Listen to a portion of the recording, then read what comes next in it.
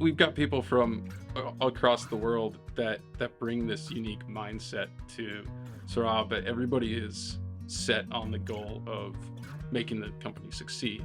I take a concept and then we build it and I can see it in use. And from there, we can optimize it and then scale it to the next version.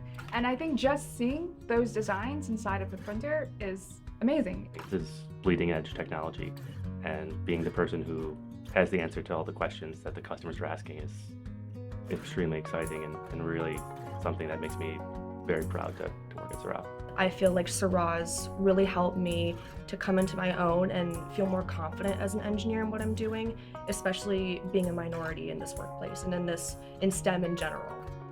No stretch to say this is the most complicated system I've ever worked on. This is the kind of system you'd want to have like on a lunar base, for instance. And there's something about that that's really satisfying. Now seeing people more activities, it's just great.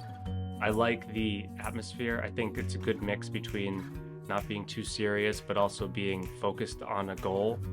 It's really cool to see those things working and being like, oh, I helped put that together, or that was my design, and it's being used and it's going to be developed for, the next product iterations. I think that's very impactful.